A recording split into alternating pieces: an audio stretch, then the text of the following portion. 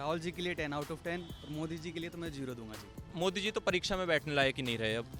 10 में से नंबर कहाँ ही दिए जाएं उन्हें। मैं राहुल गांधी जी को 10 में से 10 दूंगा और मोदी जी को 0 दूंगा। राहुल गांधी अच्छे नेता हैं और वो भविष्य है देश का। मोदी जी तो आप देख रहे हैं झूठे। मोदी जी राहुल गांधी डेफिनेटली। राहुल गांधी क्यों? राहुल गांधी आएगा, प्राइम मिनिस्टर बन जाएगा। लेकिन लोग पब्लिक जो है राहुल गांधी जी को चाहती है प्रधानमंत्री देखना। आज के युवा को एक पढ़ा लिखा प्रधानमंत्री चाहिए। मोदी जी क्या जुमला देते हैं कि मैंने तो स्कूल ही नहीं देखा है, मैंने तो कॉलेज का आगे पीछा नहीं देखा है, लेकिन वो एक ओपन डिग्री लेके बैठे डीयू से ही। खाली वादे कर देते हैं, जुमला फेंक देते हैं, लेकिन जब करने की बारी आते हैं फिर इनको याद नहीं रहता कि हाँ इतना बड़ा जुमला फेंक दिया पर उसको पूरा कैसे करना है। सरकार के झांसे में आने को अब ये स्टूडेंट्स दिल्ली यूनिवर्सिटी के या इस देश के तैयार नहीं हैं। देखिए, बुलडोज़र वाली तो बड़ी शर्म की बात है और लोग इसमें गर्व करते हैं। जब बुलडोज़र वहाँ ज़रूरत पड़ती है जहाँ किसी देश की जो न्याय व्यवस्था है वो ध्वस्त हो जाए। तो आपको वो बाबा ना बोले, अगर बाबा कहते हैं तो फिर मठ में चले जाए। या तो अपना भेष छोड़ दें और अगर उस भेष में रहना है तो तपस्या करें। और हम समझते हैं कि कोई पढ़ा लिखा नौजवान नेता हमारी उत्तर प्रदेश की उस कुर्सी को संभाल ले। जो एमए एंटायर पॉलिटिकल साइंस है उसका आज तक भारत देश में सिर्फ एक ही स्टूडेंट हुआ है, वो है माननीय श्री नरेंद्र मोदी जी। उस कोर्स का उसके अलावा आज तक कोई स्टूडेंट ही दूसरा नहीं हुआ। जो आज का स्टूडेंट है उनको क्या चाहिए? रोजगार चाहिए, अच्छी पढ़ाई लिखाई चाहिए, उनकी फीस कम होनी चाहिए, लेकिन उनमें से कुछ है उनके पास? नहीं है। फिर भी बोल रहे हैं कि एलपीजी बढ़ा दो, तुम सिलेंडर बढ़ा दो, पेट्रोल के दाम बढ़ा दो, हम खरीद लेंगे, हम ये है हम वो हैं। ऐसे से कुछ नहीं चलेगा। ईडी तो ना मुजरा कर रही है। मोदी जी आराम से लेटे हुए, अमित शाह जी लेटे हुए, और ईडी और ये जो इनकी और गवर्नमेंट एजेंसीज हैं सारी मुजरा कर रही है जी। ये तो नमस्कार, मैं राजू कुमार झा और अभी आप न्यूज़ तक पहने हैं। न्यूज़ तक हर वीक में आपको हर कॉलेज के स्टूडेंट से मिलवाता है और इस वक्त हम हैं नॉर्थ कैंपस में, लॉ फैकल्टी कॉलेज है। उनके कुछ छात्र हैं हमारे साथ, उनसे हम बातचीत करेंगे कि 2024 चुनाव को लेकर क्या मुद्दा रहने वाला है और 2024 में किसकी जीत होने वाली है। एक तरफ है इंडिया गठबंधन तो दूसरी तरफ है एनडीए, लेकिन 24 में कौन किस पर भारी पड़ेगा उससे पहले हम जान लेते हैं, स्टूडेंटों की राय ही जान लेते हैं कि स्टूडेंट क्या सोच रहे हैं उनको लेकर। तो सबसे पहले आप नाम बताइए और किस कॉलेज से हैं, कहाँ से हैं, ये पहले बता दीजिए। मेरा नाम सनी तोमर है, मैं सीएलसी से हूँ और मैं रहने वाला हरियाणा से हूँ, सोनीपत से। तो क्या लगता है आपको 2024 में क्या मुद्दा रहने वाला है स्टूडेंट्स के बीच में? स्टूडेंट्स के पीछे मुद्दा रहने वाला है ओब्वियसली कि इन्होंने हमारी हॉस्टल फ़ीस बढ़ा रखी है, कि कॉलेज की फ़ीस बढ़ा दी है और यहाँ पे हॉस्टल फ़ीस पे भी जीएसटी लगा दिया है, 10% का जीएसटी लगा। जो तो पहले ही यहाँ पे दिल्ली में रहना इतना कॉस्टली पड़ता है और ऊपर से जीएसटी और लगा रहे हैं तो और ज़्यादा कॉस्टली पड़ रहा है। और दूध पे भी इन्होंने जीएसटी लगा दिया और ज़्यादा चार्जेस बढ़ा दिए। तो स्टूडेंट के लिए तो जो पहले के लोग जो बताते थे कि हम यहाँ पे 10-15 हज़ार में आराम से सर्वाइव कर लेते थे, हमारे वही 20-25 हज़ार लग जाते हैं। मेन महंगाई स्टूडेंट्स को ज़्यादा परेशान कर रही है क्या? महंगाई भी परेशान कर रही है और ऊपर से जो हम पढ़ रहे हैं उसके बाद हमारी नौकरी का क्या? अच्छा, एम्प्लॉयमेंट हरियाणा में जो है 29% अभी अनएम्प्लॉयमेंट रेट चल रहा है। मैं हरियाणा से ही बिलोंग करता हूँ, तो मेरे लिए कोई सिक्योर लाइफ नहीं आगे के लिए। तो हरियाणा में तो बीजेपी की सरकार है, वो तो आपको कह रही है कि हम एम्प्लॉयमेंट दे रहे हैं और मतलब रोज़गार दे रहे हैं, आपको महंगाई से राहत दे रहे हैं। डबल इंजन की सरकार फेल हो चुकी है हरियाणा में। केंद्र में भी तो बीजेपी की है। केंद्र में भी वो फेल ही है। केंद्र में भी फैले। आप क्या सोचते हैं 2024 किस पे क्या कौन होगा? जी देखिए, जैसे मोदी जी 2014 में आए थे, वो ये कह के आए थे कि हम साल की 2 लाख नौकरी देंगे। मेरे को तो लग नहीं रहा कि 9 साल हो गए उनको सरकार में, आज तक तो मेरे को 1 लाख नौकरी भी नहीं देखने को मिली और जो बेरोजगार है वो रोडों पे दिख ही रहा है। 2 करोड़ नौकरी का वादा था, वो तो बोले कि हमने नौकरी दिया, 2 करोड़ युवाओं को दे रहे हैं। नौकरी दी होती तो लोग ऐसे रोडों पे नहीं घूमते हुए मिलते, आपको पढ़ते हुए मिलते। बीजेपी वाले तो करते हैं, मोदी जी भी रैली में बोलते हैं कि हाँ हमने नौकरी दिया है बहुत सारे। नहीं जी, हमारे कुछ ऐसा कुछ भी नहीं है। ऐसा नहीं है? तो आप अभी स्टूडेंट हैं किस कॉलेज के? मैं अभी लॉ फैकल्टी सेंटर 2 का। और कहाँ के हैं? मैं राजस्थान हूँ। आप राजस्थान से हैं। राजस्थान में कांग्रेस की सरकार है और कांग्रेस ऑफर बहुत दे रही है, कह रही है हम 3000 2000 मोबाइल फ़ोन गहलोत जी दे रहे हैं। आपको मिला? नहीं, मेरे को क्यों मिलेगा सर, मैं तो ठीक ठाक परिवार से आता हूँ, मेरे को उस चीज़ की ज़रूरत है नहीं। अच्छा, तो किनको दे रहे हैं वो फिर? जिनको ज़रूरत है, जैसे महिलाएं हैं, जिनको राजस्थान से जो सरकार है वो महिलाओं को आगे बढ़ाने की कोशिश कर रही है, उनको टेक्नोलॉजी के बारे में थोड़ा बताने की कोशिश कर रही है, तो उस तरीके से उनको वो मोबाइल दिया जा रहा है। राजस्थान में रोजगार का क्या हाल?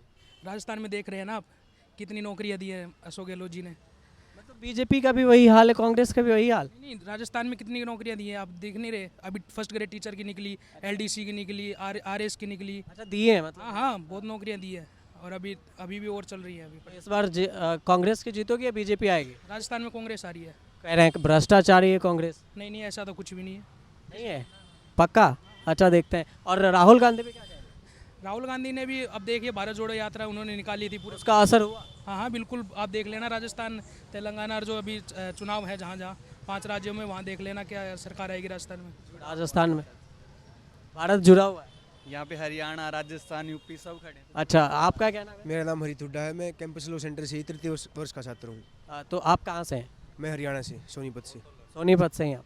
तो आपको क्या लग रहा है कि 2024 में क्या मुद्दा रहने वाला है छात्रों के बीच खासकर, क्योंकि सबसे पहले छात्रों की राय जाननी जरूरी है कि 24 में क्या होगा, क्योंकि छात्र जो सोचेंगे वही एक आम आदमी तक पहुंचाएंगे। सबसे बड़ा मुद्दा रोजगार का है, महंगाई का है, अर्थव्यवस्था है। अर्थव्यवस्था चौपट कर दी इन्होंने। आप देखिए 2014 में 19 में जो मैनिफेस्टो बीजेपी का था उसकी 50% आप पूरी करके दें, जो डिमांड है वो भी पूरी नहीं की। मैं खुद वोट दूंगा बीजेपी को।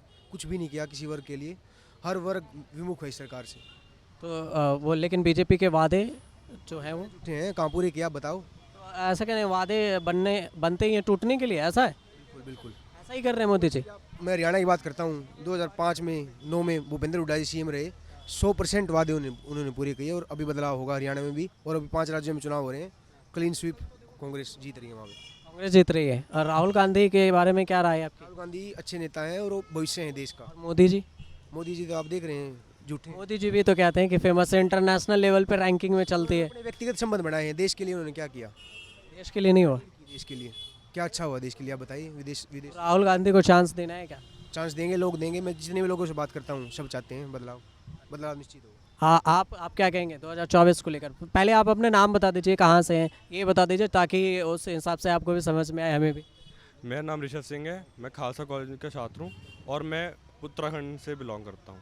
उत्तराखंड में वहाँ भी तो बीजेपी की सरकार है, पर वही सारी जगह सेम हाल है, बेहाल है कर रखा है उन्होंने हाल बेहाल है जी। रोजगार पे क्या होगा 24 में? मुद्दा क्या रहेगा? रोजगार या जातिवाद या धर्म? कास्ट का भी आ रहा है, कास्ट। जो बीजेपी का संचलन रहा है, जो भी हम देखते हैं, वो जातिवाद को हमेशा आगे रखते हैं। पर जो स्टूडेंट की राय रहती है, हम स्टूडेंट को हमारे मुद्दे चाहिए, लेकिन जो ये सरकार है हमारे मुद्दों में खड़े होना ये वाजिब नहीं समझते।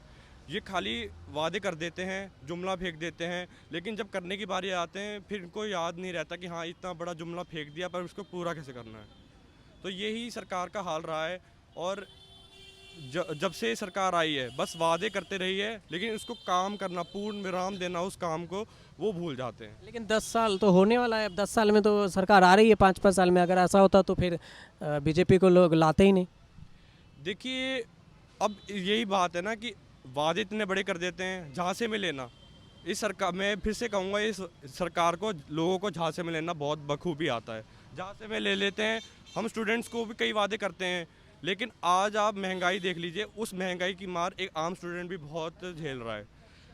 स्टूडेंट अपने घर से आता है, यहाँ पे हॉस्टल की फ़ीस भरने लायक स्टूडेंट के पास पैसा नहीं बचा है। घर से आता है, हम मामूली घर से आते हैं, हम खुद आते हैं, मेरा फार्मर बैकग्राउंड से आते हैं, लेकिन जो हमारे पैसे फार्मर बैकग्राउंड से पैसे आते हैं या जो भी, वो हम जैसे पहले हमारी आमदनी जो था वो वाली बात होगी, आमदनी 18 खर्चा रुपया। खर्चे बहुत बढ़ गए हैं, सरकार उसकी तरफ ध्यान ही नहीं दे रही है। स्टूडेंट्स अब यहाँ पे आके पढ़ाई करें या खर्चे के बोझ तले दबे। तो ख्वाब ज़्यादा दिखाते हैं क्या, काम कम करते हैं, ऐसा है क्या? ख्वाब ज़्यादा दिखाते हैं पर काम उनसे खुद नहीं हो पाते हैं, बस ख्वाब दिखाना उन्हें आता है। बीजेपी वाले तो कहते हैं कि हमने कॉलेज के लिए, स्टूडेंट्स के लिए हॉस्टल फ़ी कम कर दिए, हमने बहुत सारे सुविधाएं दी है, रोज़गार दिया। अभी हाल ही फिलहाल में इन्होंने निकाला था जीएसटी हॉस्टल फीस पे भी लगा दी है। बच्चा अब आता है, बच्चा एक तो पैसे भरे, उसके बाद जीएसटी अब हॉस्टल फीस पे भी भरे, तो ये कहाँ का न्याय है? मेरा नाम युवराज सिंह है। मैं रामपुर उत्तर प्रदेश का रहने वाला हूँ और अभी कैंपस लॉ सेंटर का फर्स्ट ईयर का स्टूडेंट हूँ। राय देखिए, राय तो आपको एक तरफा सभी स्टूडेंट्स की, सभी छात्रों की पता लग रही होगी कि इस सरकार के झांसे में आने को अभी स्टूडेंट्स दिल्ली यूनिवर्सिटी के या इस देश के तैयार नहीं हैं। कहीं ना कहीं हम देख रहे हैं कि पहले 2014 में, उसके बाद 2019 में मूर्ख बनाने का काम जो हमारे माननीय प्रधानमंत्री जी ने किया देश की जनता को और हम छात्रों को, इस बार मुझे नहीं लगता कि वो चीज़ फिर से हो पाएगी। जैसा कि हम देख रहे हैं कि श्री राहुल गांधी जी वो भी ज़मीन पर पूरे तरीके से उतरे हुए हैं। रोज़ हम देखते हैं कि वो कहीं ना कहीं कभी छात्रों से मिल रहे हैं, कभी महिलाओं से मिल रहे हैं, कहीं किसी फैक्ट्री के वर्कर से मिल रहे हैं, कभी किसानों से मिल रहे हैं।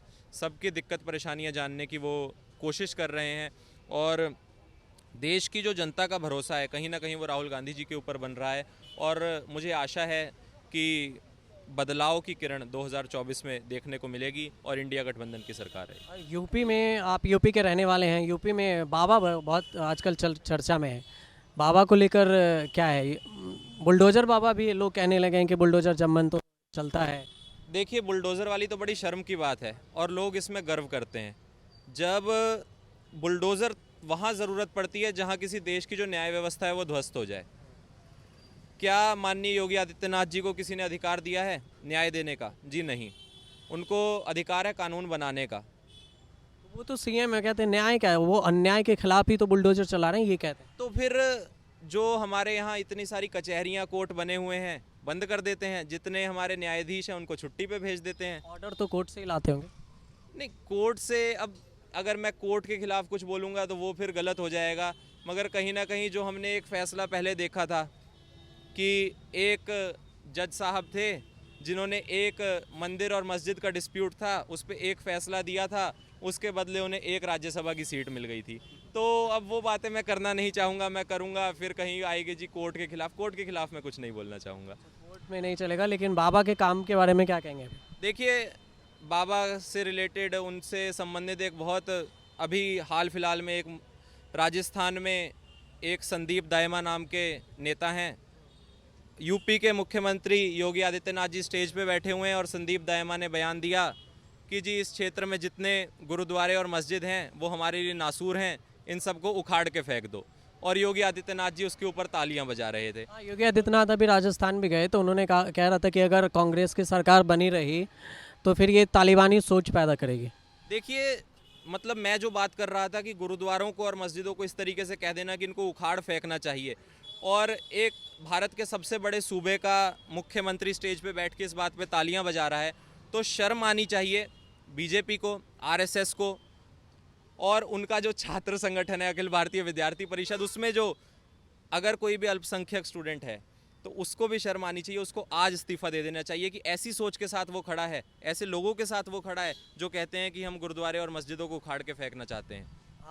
आपका नाम क्या हुआ, कहाँ के हैं? My name is M.M. Mujib. I am from Kerala.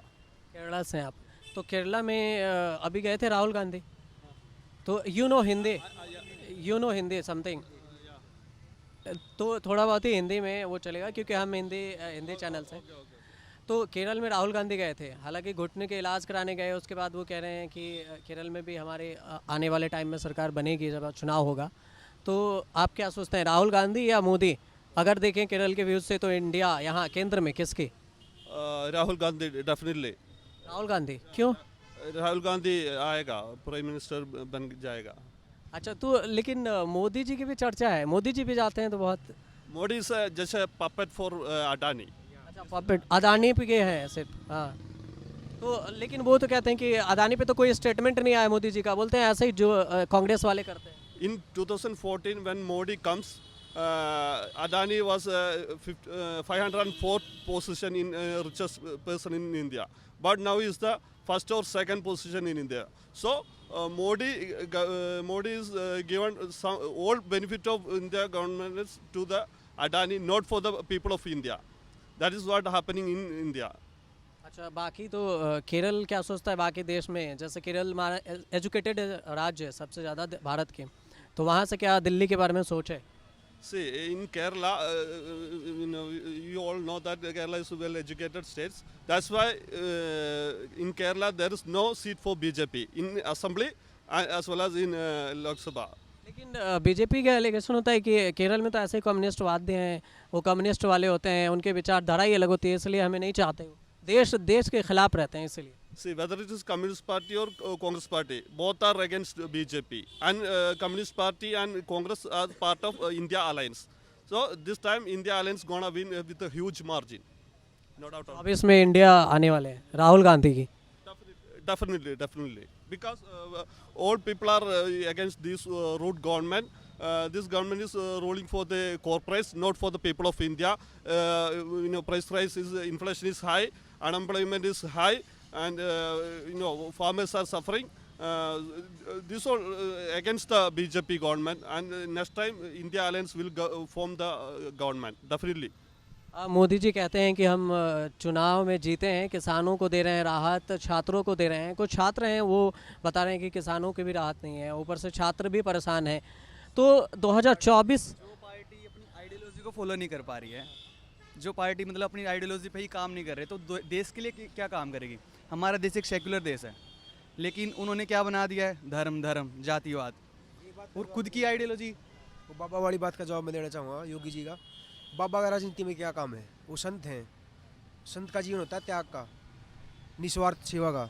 उनका राजनीति में क्या काम है? तो वो कह रहे हैं ना कि निस्वार्थ ही तो कर रहे हैं ना, हमारे कोई आगे पीछे है, हम राज्य की सेवा के लिए। राजनीति में काम नहीं होता।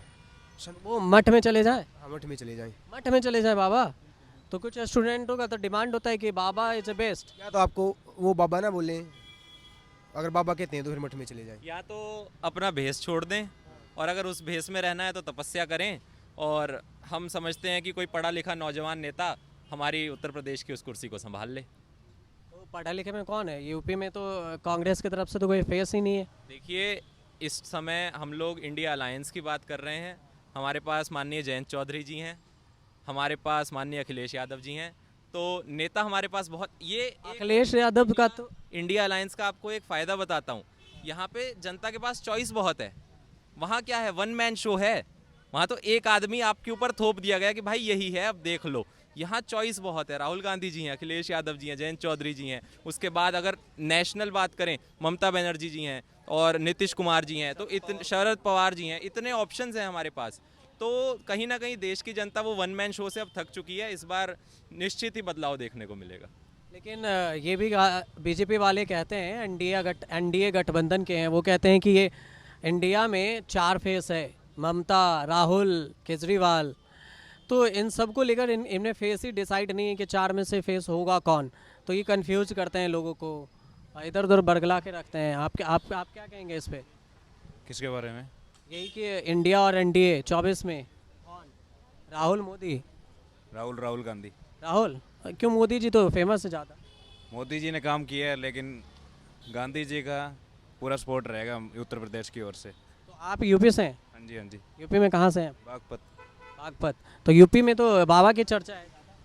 चर्चा बाबा की है, लेकिन कार्य जो कर रहे हैं कांग्रेस का ही सपोर्ट है। हाँ जी। लेकिन सपा वाले तो कांग्रेस की भी बुराई कर रहे हैं। वो तो हर कोई करता है, किसी ना किसी की बुराई तो हर कोई करेगा, ओपोजिशन पार्टी की भी करेगा। तो ऐसा चलेगा। और उस चेहरे वाली बात का जवाब मैं दूंगा आपको। वो जो इंडिया गठबंधन है उसका अंदरूनी मुद्दा है, वो हमारे अधिकार क्षेत्र में नहीं है। लेकिन लोग, पब्लिक जो है, राहुल गांधी जी को चाहती है प्रधानमंत्री देखना। राहुल गांधी को पीएम बनना देखते हैं। तो उस पर सहमति अगर बनती है तो अच्छा रहेगा ये। बाकी वो ऐसे क्या खास लग रहा है कि Rahul is best, Modi is not best? हाँ, आप भी आगे आ जाइए। हर वर्ग से मिले हैं वो। आप देखिए, भारत जोड़ो यात्रा अभी भी चल रही है, वो लोगों की समस्याएं सुनते हैं। अभी धान की खेती की उन्होंने, गेहूं की खेती की, तो लोगों के बीच जा रहे हैं, लगातार वो समस्याएं सुन रहे हैं। लोगों से मिल बिल्कुल मोदी जी को समय हम नहीं है। पूछते हैं आपसे, राहुल जी में क्या ऐसा नहीं है कि वो देश के प्रधानमंत्री नहीं बन सकते? तो आप 2-3 क्या ऐसा कि वो प्रधानमंत्री? 2 डिमेरिट्स बताइए आप, 2-3 जो मोदी के डिमेरिट्स हो, राहुल के अच्छाई हो, ऐसा कुछ बताइए। सबसे पहला, आज के युवा को एक पढ़ा लिखा प्रधानमंत्री चाहिए। मूवी तो है। मोदी जी क्या जुमला देते हैं कि मैंने तो स्कूल ही नहीं देखा है, मैंने तो कॉलेज का आगे पीछा नहीं देखा है, लेकिन वो एक ओपन डिग्री लेके बैठे डीयू से ही। किसी को पता है उनके पास कॉलेज की डिग्री है, ग्रेजुएट है वो। सबको बोलते स्कूल नहीं देखा, कॉलेज नहीं देखा, चाय बेची है, ये किया है। आप खुद सोच के देखो, आज के टाइम पे कोई चाय वाला पार्षद भी बन सकता है, वो प्रधानमंत्री बन के बैठे हैं। और जिस संस्था से वो डिग्री लेने का दावा कर रहे हैं, वो संस्था उस समय थी ही नहीं।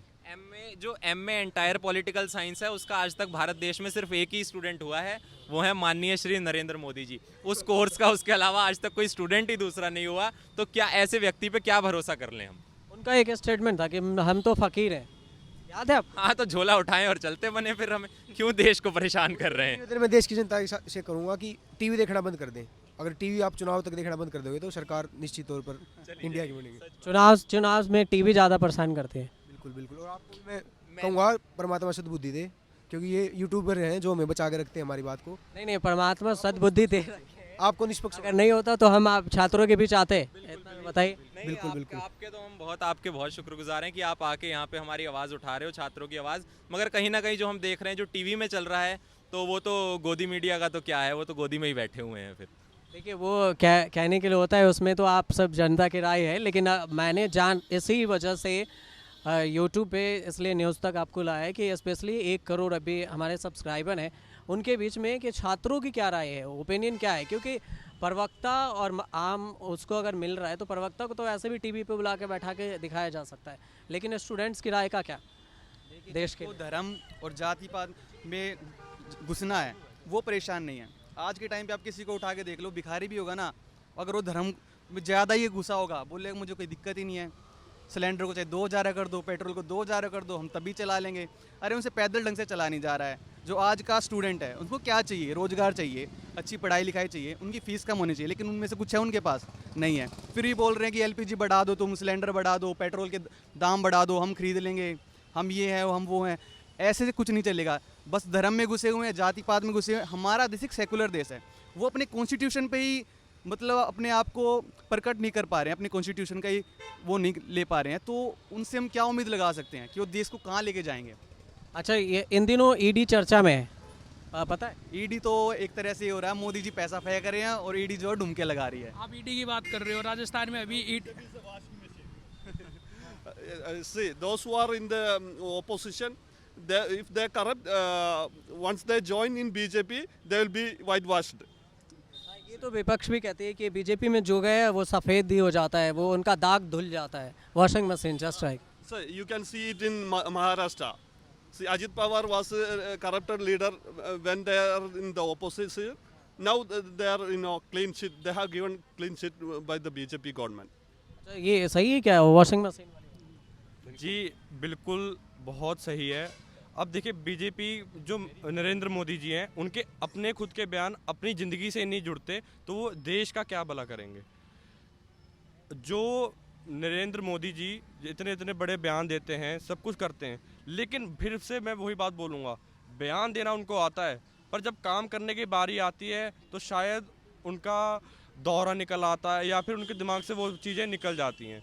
अब जो इंसान पहले आप ही ने उनको करप्ट बोला हो, आप ही ने उनकी खिलाफत की हो कि जी ये बंदा सही नहीं है, ये ऐसा है, वो इंसान उनके बीजेपी ने एक चला रखा है कि हमारे पास एक पाठशाला है जी, एक किताब है, वो पढ़ लीजिए, हमारी में आ जाइए, आपके सारे पाप धुल जाएंगे। तो पाप धुलने वाले मशीन बना रखें क्या सर? तो 24 में अगर हम बात करें मार्किंग की, आप सब मिलके कितना क्या चाहेंगे कि अगर हम राहुल और मोदी की बात करें तो राहुल मोदी पे मार्क करें 10 आउट ऑफ 10 कितना नंबर देंगे आप? राहुल जी के लिए 10 आउट ऑफ 10 और मोदी जी के लिए तो मैं 0 दूंगा जी। 0 देंगे मोदी जी को? इतनी खराब। हमारा देश क्या है, हमारा देश एक भाईचारे वाला देश है। आज हमारे देश में नफरत फैल रही है, किसकी वजह से? बीजेपी की वजह से, आरएसएस की वजह से, और ये जो इनके संग चल रहे हैं आजकल, इनकी वजह से। हमारे जो युवा छात्र हैं, जो हम दोस्त हैं जो आपस में, वही एक दूसरे से कट रहे हैं। कोई बोल रहा है कि हम हिंदू हैं, वो हमारे भाई सिख हैं, कुछ हमारे भाई मुस्लिम हैं। हमें ही कोई लोग आगे ये बोल रहे हैं कि तुम सनातनी नहीं हो, तुम हिंदू नहीं हो, वो हमें सर्टिफिकेट दे रहे हैं कि तुम नहीं हो हिंदू। अब ये किसकी वजह से हो रहा है? इनकी जो ये नफ़रत वाली सोच है, जो ये बोलते टेररिस्ट बन रहे हैं, ये कांग्रेस जो टेररिज्म को सपोर्ट कर रही है। टेररिज्म क्या है? जो देश के कॉन्स्टिट्यूशन को ना माने, जो देश की सोच के खिलाफ चले। तो कौन चल रहा है इसके खिलाफ, बीजेपी वाले या कांग्रेस वाले? आप इस बात का जवाब दीजिए। ये तो आप इसलिए तो स्टूडेंट के बीच आए ना कि स्टूडेंट बताएं कि हमें देश में क्या हो रहा है, नफरत का माहौल है या फिर प्रेम सौहार्द है? नफरत कौन फैला रहा है? मैं माइनॉरिटी से बिलोंग करता हूँ, अल्पसंख्यक समुदाय से हूँ, और जो 2014 के बाद देश का माहौल बदलता मैंने देखा है। एक समय पे इस देश का प्रधानमंत्री सिख रहा, और आज के समय में बात यह है कि अगर ज़रा सी अपनी आवाज़ उठाएं, कहीं अपना कोई मुद्दा उठा दें, तो किसी को 2 मिनट नहीं लगते हमें सर्टिफिकेट देने में, जी ये तो खालिस्तानी है। तो कहीं ना कहीं बात ऐसी हो चुकी है कि देश के हालात इतने ख़राब हो चुके हैं कि आपस में भाईचारा इन्होंने, भाजपा वालों ने ख़त्म कर दिया है। धर्म के नाम पे लड़ाई हर तरफ। अभी हमने सबसे जो रीसेंट अगर कोई किस्सा सुना तो वो यहाँ ही सुन लिया था। मोनू मानेसर नाम का एक व्यक्ति है, उसको किस तरीके से भाजपा समर्थित गुंडा है वो, जो और वो क्या कर रहा है, उसकी वजह से यहाँ नूह में क्या हुआ, गुड़गांव में क्या हुआ, हम सब ने और आपने भी वो चीज़ देखी थी। तो कहीं ना कहीं देश को तोड़ना, देश को बांटना, ये भाजपा का एक मुख्य सिद्धांत यही बन चुका है कि लोगों को तोड़ो, डिवाइड एंड रूल की जो पॉलिसी जो एक समय पे गोरे अंग्रेज करते थे, आज ये काले अंग्रेज हमारे सिर पे आके बैठ गए हैं, जो वही पॉलिसी फिर से आज उपयोग में ला रहे हैं। तो 10 में से कितने नंबर देंगे आप मोदी या राहुल की बात करें तो? देखिए, मोदी जी तो परीक्षा में बैठने लायक ही नहीं रहे अब। 10 में से नंबर कहाँ ही दिए जाएं उन्हें, परीक्षा से ही बाहर कर दिया आप। क्या फ़ायदा, मतलब कि हाँ, जब फेक डिग्री है, एमए एंटायर पॉलिटिकल साइंस अकेले वो करके बैठे हुए हैं, किसी परीक्षा मुझे नहीं लगता वो जीवन में पहले कभी बैठे हैं। और ये जो जीवन की परीक्षा थी, जो प्रधानमंत्री के तौर पे उनकी परीक्षा थी, मुझे तो इसमें भी वो बैठने के योग्य नहीं दिखते। आप कितने नंबर देंगे? मैं राहुल गांधी जी को 10 में से 10 दूंगा और मोदी जी को 0 दूंगा। और आप बोल रहे थे ना अभी ईडी के बारे में, ईडी ने अभी गोविंद सिंह डोटासरा जी राजस्थान के ऊपर अभी छापेमारी मारी थी, वहाँ पे सोन पापड़ी का डब्बा मिला है। सोन पापड़ी का डब्बा? और जो ईडी छापामारी करने गई थी वो खुद करप्शन में पाया गया है वहाँ पे। एसीबी ने? हाँ, एसीबी ने अभी उन्हें अरेस्ट करा है वहाँ पे। तो आप देख लीजिए ईडी कितनी क्या है, वो पानी से धुली हुई है, कितनी वो है। बीजेपी वालों के घर अगर मिठाई का डब्बा भी मिले ना, तो उसको भी एक बार खोल के देख लेना चाहिए इनके घर से, तो उसमें से भी नोट निकल आएंगे। कांग्रेस के नेताओं के घर पे मिठाई के डब्बे में मिठाई ही मिलेगी। ईडी तो ना मुजरा कर रही है, मोदी जी आराम से लेटे हुए, अमित शाह जी लेटे हुए, और ईडी और ये जो इनकी और गवर्नमेंट एजेंसीज हैं सारी मुजरा कर रही हैं जी ये तो। अच्छा, ईडी के क्वेश्चन अभी लेंगे, लेकिन उससे पहले आप राहुल के बताइए कि आउट ऑफ 10 कितने नंबर? ये नेताओं की मार्केटिंग का चुनाव नहीं है, ये मोदी बनाम राहुल का चुनाव नहीं है। एक तरफ लाठी डंडा गोली और विनाश है, एक तरफ शराफत भाईचारा अमन चैन और विकास है। तो हम विकास मोहब्बत की दुकान खोलने वाली बात है, राहुल जी के समर्थन में हम 10 में से 10 नंबर राहुल जी को देंगे। मोदी को? और भाई ने जैसा बताया, मोदी तो कॉम्पिटेंट ही नहीं है। चुनाव में मतलब वो परीक्षा में नहीं बैठने वाले। आप क्या कहेंगे? आपको क्या लग रहा है? जी, मोदी जी तो फेल हो चुके हैं जी। जैसे रिजल्ट आता है ना, तो उनका तो नेगेटिव में चल रहा है, लेकिन राहुल जी की पूरी तैयारी है परीक्षा में बैठने की। अब मौका तो दें, 10 में से 10 क्या 10 में से 100 भी आएंगे। और मैं एक और बात छोटी सी कहना चाहूँगा कि आज के समय जब हम 2024 इलेक्शन की बात करते हैं, हमारे मुद्दे क्या होने चाहिए? हमारे मुद्दे होने चाहिए देश में जीडीपी ग्रोथ, जो देश के मुद्दे, महंगाई मुद्दा है, करप्शन मुद्दा है, या जो दूसरे स्टूडेंट से रिलेटेड मुद्दे हैं। लेकिन हमको ये सोचने में मजबूर कर दिया गया है जातिवाद, धर्म, निरपेक्षता। तो बस आप इसी से अंदाज़ा लगा लीजिए कि बीजेपी ने हमारा माइंडसेट किस तरह डाइवर्ट कर दिया है। मैं अपनी बात बस यही रखना चाहूँगा कि झांसे वाली सरकार को बस इतना ही हो गया, अब आप चले जाए। मोदी जी 10 में से नेगेटिव मार्किंग चल रहे हैं। आप 10 में से कितने देंगे, Modi Rahul? For Rahul, I am giving a ton of top turn because he's speaking, always speaking for the idea of India, okay, not for hatred. And I am giving 2 out of 10 for Modi because he's such a good orator. He could fool the people of India. He's such a orator. अच्छा, ED की बात हुई थी तो जल्दी जल्दी एक question ले लेते हैं कि अभी केजरीवाल क्या होंगे, केजरीवाल का क्या होगा? आप लोग दिल्ली से हैं, केजरीवाल के यहाँ ईडी है और उन्होंने नकार दिया, तो क्या जेल जाएंगे या क्या होगा ईडी का? देखिए, वो तो अब अगर ईडी आई है उस केस में, तो मुझे लगता है कि पूरी प्रक्रिया फॉलो होगी। कहीं ना कहीं संजय सिंह जी पहले से जेल में हैं, और हो सकता है जिस हिसाब से जो केजरीवाल जी का रवैया, हो सकता है केजरीवाल जी को भी जेल जाना पड़े। केजरीवाल पे मैं पहले उस बात पे बोलना चाहूँगा, आप बोल रहे थे कि मोदी जी फेमस है। आप बताइए फेमस कौन होता है आज के टाइम पे? चोर। गली में मोहल्ले में कहीं पे चोरी हो जाए सबको पता चल जाएगा, लेकिन कोई अच्छा काम कर दे किसी को पता नहीं चलेगा, फैलने बहुत टाइम लग जाता है। तो वो चोर ही तो हैं, आपसे बच्चे फिर रहे हैं, प्रेस कॉन्फ्रेंस क्यों नहीं कर रहे हैं वो लोग? प्रेस कॉन्फ्रेंस में बड़ी बात है, प्रेस कॉन्फ्रेंस वो बोलते टाइम नहीं है प्रधानमंत्री। टाइम क्यों नहीं है प्रधानमंत्री? वो तो 4 घंटे सोते हैं जी, तो उनके पास 20 घंटे हैं, तो 20 घंटे में से आधा घंटा ही प्रेस के लिए निकाल सकते। बाकी प्रवक्ता तो कर ही रहे हैं। प्रवक्ता नहीं, जो हम उनके जो नेतृत्व कर रहे हैं प्रवक्ताओं का, वो तो करें। और सभी प्रधानमंत्री बने देश के, उनसे ज़्यादा काम हुआ है। ये तो बस मीटिंग बाहर करके आ रहे हैं, उनसे ज़्यादा काम कब हुआ? 70 साल में काम हुआ ना ज़्यादा। तो इतने प्रधानमंत्री इतने गए, सब ने प्रेस कॉन्फ्रेंस की है। मनमोहन जी को बोलते कि सबसे असफल नेता वो थे, जहाँ भी जाते थे, जहाँ से भी आते थे, उतरते ही सबसे पहले प्रेस कॉन्फ्रेंस करते थे, सारे जवाब देते थे। मोदी जी ने कितनी प्रेस कॉन्फ्रेंस की है, कितने रिपोर्टर उनसे मिलना चाह रहे हैं, कि उनसे इंटरव्यू लेना चाह रहे हैं, कितनों को इंटरव्यू दे रहे हो। अच्छा, केजरीवाल देख, जो है कानूनी जो हो रहा है वो तो होना ही चाहिए जी। अब ईडी आई है तो वो तो आएगी, अब उसको रोक तो सकते हैं। जेल जाएंगे क्या उनका भी नंबर? अगर नहीं की होगी कोई गलती तो निकल आएंगे जेल से। फिर ये कहाँ है? उससे सिसोदिया गए, उसके बाद संजय सिंह गए। हाँ, तो अभी वो जांच चल ही रही है ना उसमें। अगर निर्दोष होंगे तो हमें उम्मीद है कि बाहर आएंगे, बाइज्जत बाहर आएंगे। आप क्या सोचते हैं केजरीवाल के बारे में? जी केजरीवाल जी अगर ईडी वहाँ पे गई है, अगर वो इसमें दोषी पाए गए तो उन्हें बिल्कुल सज़ा मिलेगी। अगर वो निर्दोष है तो ईडी वैसे भी छोड़ देगी उनको। लॉ के छात्र हैं तो कानून के साथ ही हैं ऑब्वियसली। कानून के साथ हैं। हाँ, लॉ के छात्र हैं तो कानून के साथ ही रहेंगे, अपनी कॉन्स्टिट्यूशन पे ही रहेंगे। देखिए ईडी सीबीआई समेत जितनी भी संस्थाएं हैं उनको कमज़ोर नहीं चौपट करने का काम कर दिया है। और दूसरी बात मैं बताऊंगा, विश्व स्तर पे जो भी समस्याएं होती थी महात्मा गांधी जी की शिक्षाओं को लिया जाता था, मतलब उनसे ही सोल्यूशन मिलता था। तो राहुल गांधी जी वो नेता है, देश की बात नहीं, विश्व स्तर पर केजरीवाल का क्या होगा? ये जाएंगे सारे जेल में जाएंगे। जेल में जाएंगे केजरीवाल? पक्का? देख लीजिए फिर पता चल। आपको क्या लग रहा है केजरीवाल? जी अगर सारा प्रक्रिया कानून व्यवस्था के हिसाब से होती है, आशा करते हैं, आशा ही कर सकते हैं तो, और अगर केजरीवाल जी सही हुए तो बच जाएंगे, नहीं तो फिर मोदी जी का फरनामा आता है, आपको पता है कहाँ से क्या सब हो ही जाता है। You know the allegation on Kejriwal? Yeah, because if Kejriwal continues to be a part of India alliance, he will be put behind the bar, definitely for sure. Otherwise, if he join India alliance, he will get clean sheet. Money laundering का उन पे भी आरोप होता है, शराब घोटाले का नहीं थी। And a lot of corruption against a lot of BJP leaders. But ED and CBI is not going to pick them up.